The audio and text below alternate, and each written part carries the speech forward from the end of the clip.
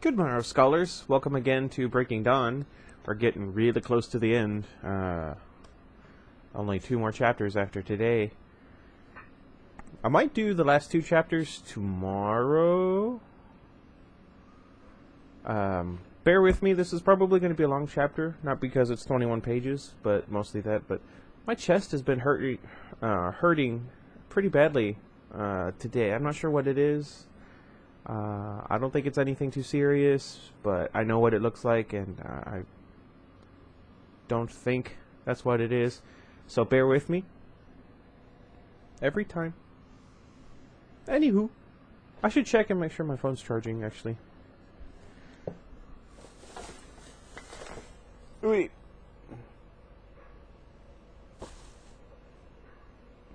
Okay, we're good. Sorry about that. Anyway, we are in chapter 36, Bloodlust. I feel like that was a chapter name already. Let me know what I'm thinking of. Page 679. There we go. They came with pageantry, with a kind of beauty. They came in a rigid, formal formation. They moved together, but it was not a march. They flowed in perfect synchronicity from the trees, a dark, unbroken shape that seemed to hover a few inches above the white snow. So smooth was the advance. The outer perimeter was gray. The color darkened with each line of bodies until the heart of the formation was deepest black. Every face was cowled, shadowed. The faint brushing sound of their feet was so regular it was like music, a complicated beat that never faltered. At some sign I did not see, or perhaps there was no sign, only millennia of practice, the configuration folded outward. The motion was too stiff, too square to resemble the opening of a flower, though the color suggested that it was the opening of a fan. Graceful, but very angular. It almost paints a picture. The gray-cloaked figures spread to the flanks while the darker forms surged precisely forward in the center, each movement closely controlled. Their progress was slow but deliberate, with no hurry, no tension, no anxiety, unlike me. It was the pace of the invincible. This was almost my old nightmare. The only thing lacking was the gloating desire I'd seen on the faces in my dream, the smiles of vindictive joy. So far, the Volturi were too disciplined to show any emotion at all. They also showed no surprise or dismay at the collection of vampires that waited for them here, a collection that looked suddenly disorganized and unprepared in comparison. They showed no... What the heck was that? No surprise at the giant wolf that stood in our midst. I couldn't help counting. There were 32 of them, even if you did not count the 2 drifting, waifish, black-cloaked figures in the very back, who I took to be the wives, their protected position suggesting they would not be involved in the attack. We were still outnumbered. There were just 19 of us who would fight, and then 7 more to watch as we were destroyed, even counting the 10 wolves they had us. The redcoats are coming. The redcoats are coming. Garrett muttered mysteriously to himself and then chuckled once. Little quick history lesson.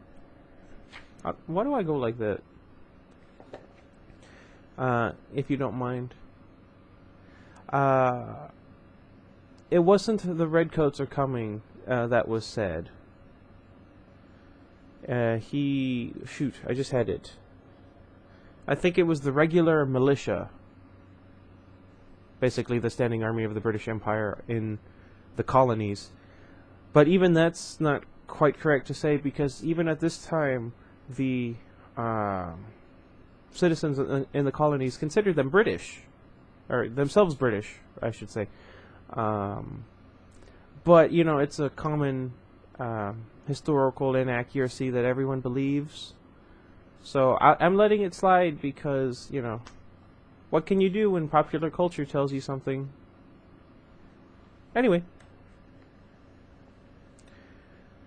He slid 1 step closer to Kate. They did come. What the heck? Something keeps popping up on the screen when I'm not looking. And it catches my eye, and it's making me nervous. Vladimir whispered to Stefan. The wives, Stefan hissed back. The entire guard, all of them together. It's well we didn't try Volterra. And then, as if their numbers were not enough, while the Volturi slowly and majestically advanced, more vampires began entering the clearing behind them. The faces in the seemingly endless influx of vampires were the antithesis to the Volturi's expressionless discipline. They were a kaleidoscope of emotions. At first there was the shock and even some anxiety as they saw the unexpected force awaiting them. But that concern passed quickly. They were secure in their overwhelming numbers, secure in their position behind the unstoppable Volturi force. Their features turned to the expression they'd worn before we'd surprised them. It was easy enough to understand their mindset. The faces were that explicit. This was an angry mob, whipped to a frenzy and slavering for justice. I did not fully realize the vampire world's feeling toward the immortal children before I read these faces. It was clear that this motley, disorganized horde, more than 40 vampires altogether, was the Volturi's own kind of witness. When we were dead, they would spread the word that the criminals had been eradicated, that the Volturi had acted with nothing but impartiality. Most looked like they hoped for more than just an opportunity to witness. They wanted to help tear and burn. We didn't have a prayer. Even if we could somehow neutralize the Volturi's advantages, they would still bury us in bodies. Even if we killed Dimitri, Jacob would not be able to outrun this. I could feel it as the same comprehension sunk in around me. Despair weighted the air, pushing me down with more pressure than before. One vampire in the opposing force did not seem to belong to either party. I recognized Irina as she hesitated in between the two companies, her expression unique among the others. Irina's horrified gaze was locked on Tanya's position in the front line. Edward snarled, a very low but fervent sound. "Alistair was right," he murmured to Carlyle. I watched Carlyle glance at Edward questioningly. "Alistair was right?" Tanya whispered. "They, Caius and Aro, come to destroy and acquire." Edward breathed almost silently back. Only our side could hear. They have many layers of strategy already in place. If Irina's accusation had somehow proven to be false, they were committed to find another reason to take offense. But they can see Renesmee now, so they are perfectly sanguine about their course. We could still attempt to defend against their other contrived charges, but first they have to stop to hear the truth about Renesmee. Then, even lower, which they have no intention of doing. Jacob gave a strange little huff, and then, unexpectedly, 2 seconds later, the procession did halt. The low music of perfectly synchronized movements turned to silence. The flawless discipline remained unbroken. The Volturi froze into absolute stillness as one. They stood about 100 yards away from us. Behind me, to the sides, I heard the beating of large hearts, closer than before. I risked glances to the left and the right, from the corners of my eyes, to see what had stopped the Volturi. The wolves had joined us. Yeah. On either side of our uneven line, the wolves branched out in long, bordering arms. I only spared a fraction of a second to note that there were more than 10 wolves, to recognize the wolves I knew and the ones I'd never seen before. What? There were 16 of them spaced evenly around us, 17 total, counting Jacob. It was clear from their heights and oversized paws that all the newcomers were all very, very young. I suppose I should have foreseen this. With so many vampires encamped in the neighborhood, a werewolf population explosion was inevitable. More children dying. I wondered why Sam had allowed this, and then I realized he had no other choice. If any of the wolves stood with us, the Volturi would be sure to search out the rest. They had gambled their entire species on this stand, and we were going to lose. Abruptly, I was furious. Beyond furious, I was murderously enraged. I've been there. My hopeless despair vanished entirely. A faint reddish glow highlighted the dark figures in front of me, and all I wanted in that moment was the chance to sink my teeth into them. That's gross. To rip their limbs from their bodies and pile them for burning. I was so maddened I could have danced around the pyre while they roasted alive. I would have laughed while their ashes smoldered. My lips curved back automatically, and a low, fierce snarl tore up my throat from the pit of my stomach. I realized the corners of my mouth were turned up in a smile. Beside me, Zafrina and Senna echoed my hushed growl. Edward squeezed the hand he still held, cautioning me. The shadowed Volturi faces were still expressionless for the most part. Only 2 sets of eyes betrayed any emotion at all. In the very center, touching hands, Aro and Caius had paused to evaluate, and the entire guard had paused with them, waiting for the order to kill. The two did not look at each other, but it was obvious that they were communicating. Marcus, though touching Aro's other hand, did not seem part of that conversation. His expression was not as mindless as the guard's, but it was nearly as blank. Like the other time I'd seen him, he appeared to be utterly bored. I would imagine. The bodies of the Volturi witnesses leaned toward us, their eyes fixed anxiously on Renesmee and me, but they stayed near the fringe of the forest, leaving a wide berth between themselves and the Volturi soldiers. Only Irina hovered close behind the Volturi, just a few paces away from the ancient females. Both fair-haired with powdery skin and filmed eyes, and their two massive bodyguards. There was a woman in the center of the darker gray cloaks just behind Aro. I couldn't be sure, but it looked like she might actually be touching his back. Was this the other shield? Renata? I wondered as Eleazar had, if she would be able to repel me. But I would not waste my life trying to get to Caius or Aro. I had more vital targets. I searched the line for them now, and had no difficulty picking out the two petite, deep gray cloaks near the heart of the arrangement. Alec and Jane, easily the smallest members of the guard, stood just to Marcus's side, flanked by Dimitri on the other. Their lovely faces were smooth, giving nothing away. They wore the darkest cloaks beside the pure black of the ancients. The witch twins, Vladimir had called them. Their powers were the cornerstone of the Volturi offensive, the jewels in Aro's collection. My muscles flexed and venom welled in my mouth. Aro's and Caius's clouded red eyes flickered across our line. I read disappointment in Aro's face as his gaze roved our faces over again and again, looking for the one that was missing. Chagrin, I don't know, still, tightened his lips. In that moment, I was nothing but grateful that Alice had run. As the pause lengthened, I heard Edward's breath speed. "Edward?" Carlyle asked, low and anxious. They're not sure how to proceed. They're weighing options, choosing key targets. Me, of course, you, Eleazar, Tanya. Marcus is reading the strength of our ties to each other, looking for weak points. The Romanians' presence irritates them. They're worried about the faces they don't recognize. Zafrina and Senna in particular, and the wolves, naturally. They've never been outnumbered before. That's what stopped them. Outnumbered? Tanya whispered incredulously. They don't count their witnesses, Edward breathed. They are non-entities, meaningless to the guard. Aro just enjoys an audience. Should I speak? Carlyle asked. Edward hesitated, then nodded. This is the only chance you'll get. Carlyle squared his shoulders and paced several steps ahead of our defensive line. I hated to see him alone, unprotected. He spread his arms, holding his palms up as if in greeting. Aro, my old friend. It's been centuries. Yeah, how come he's never had a chance to meet them before this in the story? Anyway, the white clearing was dead silent for a long moment. I could feel the tension rolling off of Edward as he listened to Aro's assessment of Carlyle's words. The strain mounted as the seconds ticked by. And then Aro stepped forward out of the center of the Volturi formation. The shield Renata moved with him as if the tips of her fingers were sewn into his robes. For all we know, they are. For the first time, the Volturi ranks reacted. A muttered grumble rolled through the line, eyebrows lowered into scowls, lips curled back from teeth. A few of the guard leaned forward into a crouch. Aro held up one hand toward them. Peace. He walked just a few more paces, then cocked his head to one side. His milky eyes glinted with curiosity.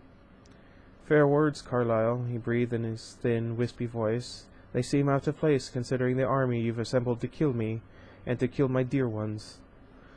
Carlyle shook his head and stretched his right hand forward as if there was not still almost 100 yards between them. You have but to touch my hand to know that was never my intent. Aro's shrewd eyes narrowed. But how can your intent possibly matter, dear Carlyle, in the face of what you have done? He frowned, and then a shadow of sadness crossed his features. Whether it was genuine or not, I could not tell. I have not committed the crime you are here to punish me for. Then step aside and let us punish those responsible. Truly, Carlyle, nothing would please me more than to preserve your life today. No one has broken the law, Aro. Let me explain. Again, Carlyle offered his hand. Before Aro could answer, Caius drifted slowly forward to Aro's side. Which one was Caius? So many pointless rules, so many unnecessary laws you create for yourself, Carlyle, the white-haired ancient hissed. How is it possible that you defend the breaking of one that truly matters? The law is not broken if you would listen.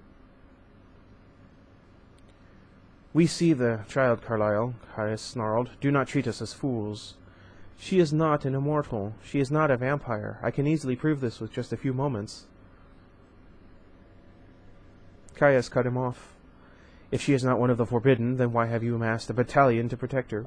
What is a battalion, actually? I've never known. Witnesses, Caius, just as you have brought. Carlyle gestured to the angry horde at the edge of the woods. Some of them growled in response. Any one of these friends can tell you the truth about the child. Or you could just look at her, Caius. See the flush of human blood in her cheeks. Oh, that guy. How did he talk? Or I suppose speak? I don't know. Artifice! Something like that. Caius snapped. Little nasalier, I think. Where is the informer? Let her come forward. He craned his neck around until he spotted Irina lingering behind the wives. You, come!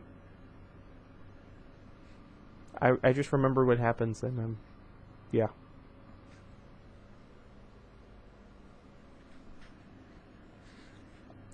Irina stared at him uncomprehendingly, her face like that of someone who has not entirely awakened from a hideous nightmare.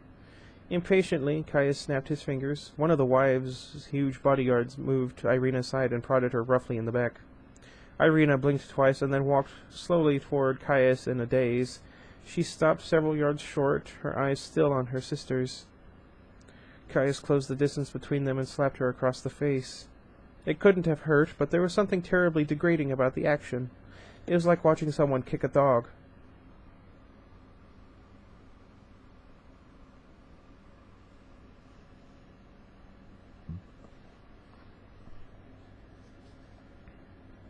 Where was I? Tanya and Kate hissed in synchronization. Irina's body went rigid and her eyes finally focused on Caius. He pointed one clawed finger at Renesmee, where she clung to my back, her fingers still tangled in Jacob's fur. Caius turned entirely red in my furious view. A growl rumbled through Jacob's chest. Uh-oh. What was I? Where was I? This is the child you saw? Caius demanded. The one that was obviously more than human. Sorry. Irina peered at us, examining Renesmee for the first time since entering the clearing. Her head tilted to the side. Confusion crossed her features. Well? Caius snarled. I'm not sure, she said, her tone perplexed. Caius's hand twitched as if he wanted to slap her again. What do you mean? He said in a steely whisper. She's not the same, but I think it's the same child. What I mean is, she's changed. This child is bigger than the one I saw, but... Caius's furious gasp crackled through his suddenly bared teeth, and Irina broke off without finishing. Ara flitted to Caius's side and put a restraining hand on his shoulder. Be composed, brother. We have time to sort this out. No need to be hasty. With a sullen expression, Caius turned his back on Irina. Now, sweetling, Ara said in a warm, sugary murmur. You know what? Since it's him and he's... I'm going to allow that. Show me what you're trying to say. He held his hand out to the bewildered vampire. Uncertainly, Irina took his hand. He held hers for only 5 seconds. You see, Caius, he said. It's a simple matter to get what we need. Caius didn't answer him. From the corner of his eye, Aro glanced at his audience, his mob, and then turned back to Carlyle. And so we have a mystery on our hands, Carlyle, it seems. Sorry. It would appear the child has grown, yet Irina's first memory was clearly that of an immortal child. Curious. That's exactly what I'm trying to explain, Carlyle said, and from the change in his voice I could guess at his relief. This was the pause we had all pined our nebulous hopes on. I felt no relief. I waited, almost numb with rage, for the layers of strategy Edward had promised. Carlyle held out his hands again. Ara hesitated for a moment. I would rather have the explanation from someone more central to the story, my friend. Am I wrong to assume that this breach was not of your making? There was no breach. Be that as it may, I will have every facet of the truth. Ara's feathery voice hardened. And the best way to get that is to have the evidence directly from your talented son. He inclined his head in Edward's direction. As the child clings to his newborn mate, I'm assuming Edward is involved. Of course he wanted Edward. Once he could see into Edward's mind, he would know all of our thoughts, except mine. Edward turned to quickly kiss my forehead and Renesmee's, not meeting my eyes. Then he strode across the snowy field, clapping Carlyle on the shoulder as he passed. I heard a low whimper from behind me, Esme's terror breaking through. The red haze I saw around the Volturi army flamed brighter than before. I could not bear to watch Edward cross the empty white space alone, but I could also not endure to have Renesmee one step closer to our adversaries. The opposing needs tore at me. I was frozen so tightly it felt like my bones might shatter from the pressure of it. I saw Jane smile as Edward crossed the midpoint in the distance between us, when he was closer to them than he was to us. That smug little smile did it. My fury peaked, higher even than the raging bloodlust I'd felt the moment the wolves had committed to this doomed fight. I could taste the madness on my tongue. I felt it flow through me like a tidal wave of pure power. My muscles tightened, and I acted automatically. I threw my shield with all the force in my mind, flung it across the impossible expanse of the field, 10 times my best distance, like a javelin. My breath rushed out in a huff with the exertion. The shield blew out from me in a bubble of sheer energy, a mushroom cloud of liquid steel. It pulsed like a living thing. I could feel it from the apex to the edges. Why did I say it like that? There was no recoil to the elastic fabric now. In that instance of raw force, I saw that the backlash I'd felt before was my own making. I had been clinging to that invisible part of me in self-defense, subconsciously unwilling to let it go. Now I set it free, and my shield exploded a good 50 yards out from me effortlessly, taking only a fraction of my concentration. I could feel it flex like another muscle, obedient to my will. I pushed it, shaped it to a long, pointed oval. Everything underneath the flexible iron shield was suddenly a part of me, and I could feel the life force of everything it covered like points of bright heat, dazzling sparks of light surrounding me. What?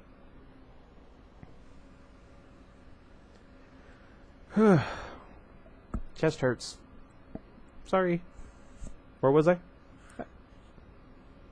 I thrust the shield forward the length of the clearing and exhaled in relief when I felt Edward's brilliant light within my protection.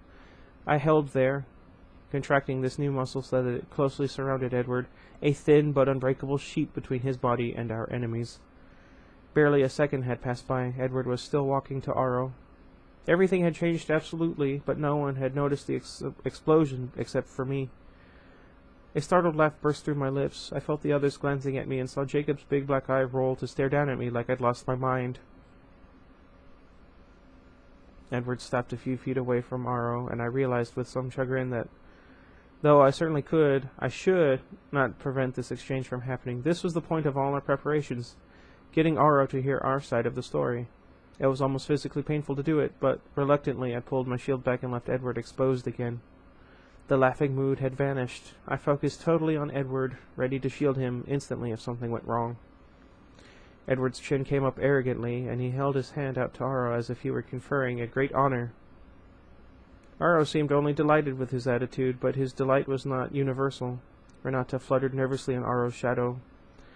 Caius's scowl was so deep that it looked like his papery, translucent skin would crease permanently. Little Jane showed her teeth, and beside her, Alec's eyes narrowed in concentration. I guessed he was ready, like me, to act at a second's notice. Aro crossed the distance without pause, and really, what did he have to fear? The hulking shadows of the lighter gray cloaks, the brawny fighters like Felix, were but a few yards away, and Jane, with her burning gift, could throw Edward on the ground, writhing in agony. Alec could blind and deafen him before he could take a step in Aro's direction. No one knew that I had the power to stop them, not even Edward. With an untroubled smile, Aro took Edward's hand. His eyes snapped shut at once, and then his shoulders hunched over the onslaught of information. Every secret thought, every strategy, every insight, everything Edward had heard in the minds around him during the last month was now Aro's. And further back, every vision of Alice's, every quiet moment with our family, every picture in Renesmee's head, every kiss, every touch between Edward and me. All of that was in Aro's now, too. I hissed with frustration, and the shield roiled with my irritation, shifting its shape and contracting around our side. Easy, Bella. Zephrina whispered to me. I clenched my teeth together. Aro continued to concentrate on Edward's memories. Edward's head bowed too, the muscles in his neck locking tight as he read back again everything that Aro took from him, and Aro's response to it all. This two-way but unequal conversation continued long enough that even the guard grew uneasy. Low murmurs ran through the line until Caius barked a sharp order for silence. Jane was edging forward like she couldn't help herself, and Renata's face was rigid with distress. For a moment I examined this powerful shield that seemed so panicky and weak. Though she was useful to Aro, I could tell she was no warrior. It was not her job to fight but to protect. There was no bloodlust in her. Raw as I was, I knew that if this were between her and me, I would obliterate her. I refocused as Aro straightened, his eyes flashing open, their expression odd and wary. He did not release Edward's hand. Edward's muscles loosened ever so slightly. "You see?" Edward asked, his velvet voice calm. "Yes, I see indeed," Aro agreed, and amazingly he sounded almost amused. "I doubt whether any two among gods or mortals have ever been quite so... What? So clearly. Seen so quite... Oh, okay. The disciplined faces of the guard showed the same disbelief I felt. "You have given me much to ponder, my young friend," Aro continued, "much more than I expected." Still he did not release Edward's hand, and Edward's tense stance was that of one who listens. Edward didn't answer. "May I meet her?" Aro asks, almost pleaded with sudden eager interest. "I never dreamed of the existence of such a thing in all my centuries. What an addition to our histories." "What is this about, Aro?" Caius snapped before Edward could answer. Just the question had me pulling Renesmee around into my arms, cradling her protectively against my chest. "Something you've never dreamed of, my practical friend. Take a moment to ponder, for the justice we intended to deliver no longer applies." Caius hissed in surprise at his words. "Peace, brother," Aro cautioned soothingly. This should have been good news. These were the words we'd been hoping for, the reprieve we'd never really thought possible. Aro had listened to the truth. Aro had admitted the law had not been broken. But my eyes were riveted on Edward, and I saw the muscles in his back tighten. I replayed in my head Aro's instruction for Caius to ponder, and heard the double meaning of it. "Will you introduce me to your daughter?" Aro asked Edward again. Caius was not the only one who hissed at this new revelation. Edward nodded, reluctantly, and yet Renesmee had won over so many others. Aro always seemed the leader of the ancients. If he were on her side, could the others act against us? There we go. Aro still gripped Edward's hand, and now answered a question that the rest of us had not heard. "I think a compromise on this one point is certainly acceptable under the circumstances. We will meet in the middle."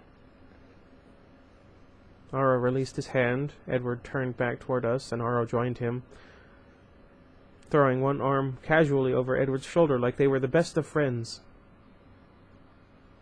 That would be horrifying. All the while maintaining contact with Edward's skin, they began to cross the field back to our side. The entire guard fell into step behind them, or raised a hand negligently without looking at them. "Hold, my dear ones. Truly, they mean us no harm if we are peaceable." The guard reacted to this more openly than before, with snarls and hisses of protest, but held their position. Renata, clinging closer to Aro than ever, whimpered in anxiety.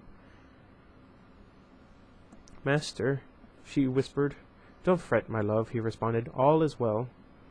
"Perhaps you should bring a few members of your guard with us," Edward suggested. "It will make them more comfortable." Aro nodded as if this was a wise observation he should have thought of himself. He snapped his fingers twice. "Felix, Dimitri. The two I don't like." The two vampires were at his side instantaneously, looking precisely the same as the last time I'd met them. Both were tall and dark-haired. Ouch.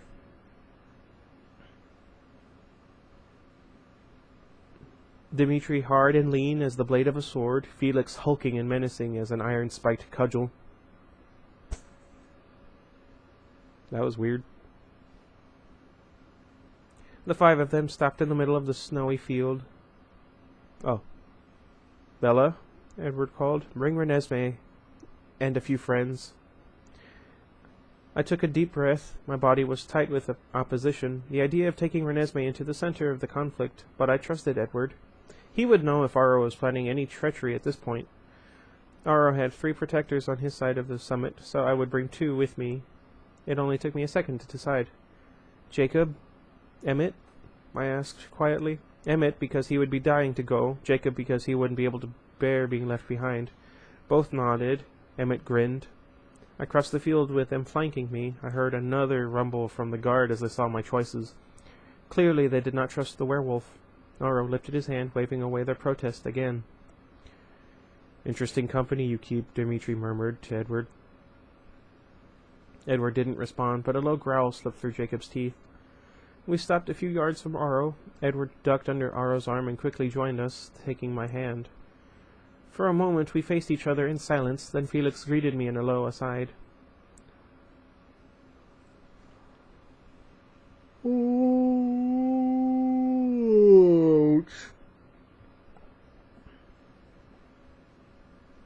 Hello again, Bella. He grinned cockily while still tracking Jacob's every twitch with his peripheral vision. I smiled wryly at the mountainous vampire. Hey, Felix. Felix chuckled. You look good. Immortality suits you. Thanks so much. You're welcome. It's too bad. I let his comment trail off into silence, but I didn't need Edward's gift to imagine the end. It's too bad we're going to kill you in a sec. Yes, too bad, isn't it? I murmured. Felix winked. Aro paid no attention to our exchange. He leaned his head to one side, fascinated. I hear her strange heart, he murmured with an almost musical lilt to his... lilt? I don't know. To his words, I smell her strange scent. Sorry. Then his hazy eyes shifted to me. In truth, young Bella, immortality does become you most extraordinarily, he said. It is as if you were designed for this life. I nodded once in acknowledgement of his flattery. You liked my gift? He asked, eyeing the pendant I wore. It's beautiful and very, very generous of you. Thank you. I probably should have sent a note. Aro laughed delightedly. I'm not gonna. It's just a little something I had lying around. I thought it might compliment your new face, and so it does.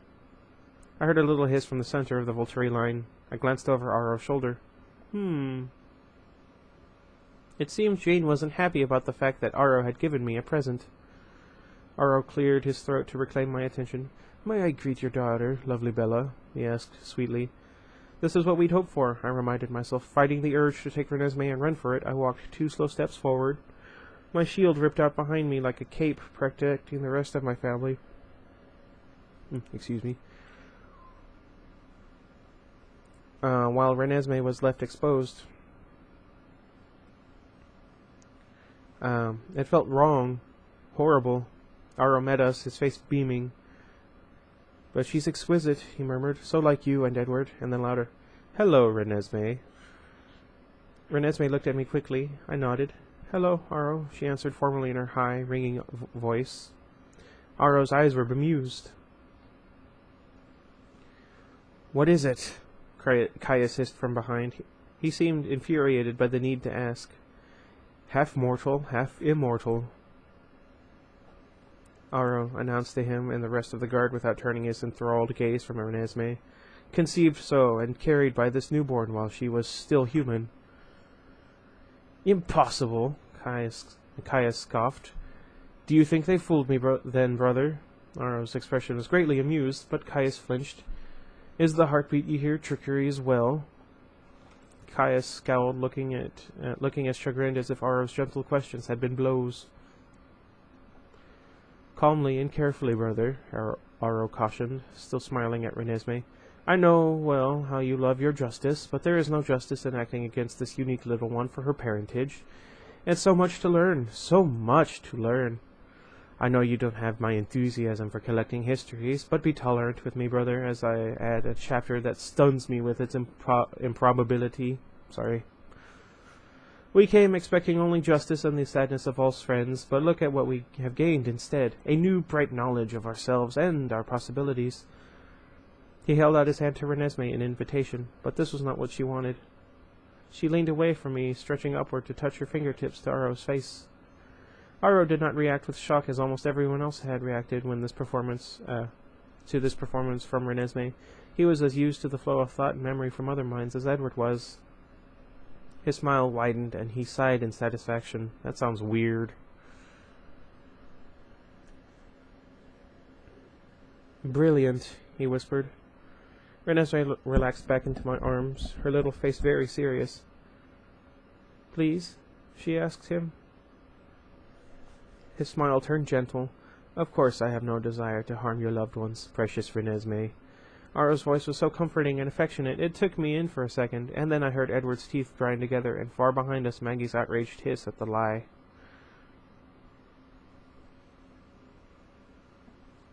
I wonder, Aro said thoughtfully. Seeming unaware of the reaction to his previous words, his eyes moved unexpectedly to Jacob, and instead of the disgust the other Volturi viewed the giant wolf with, Aro's eyes were filled with a longing that I did not comprehend. It doesn't work that way, Edward said, the careful neutrality gone from his suddenly harsh tone. What?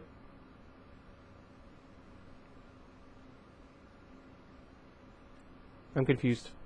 Just an errant thought, Aro said, appraising Jacob openly, and then his eyes moved slowly across the two lines of werewolves behind us. Whatever Renesmee had shown him, it made the wolves suddenly interesting to him.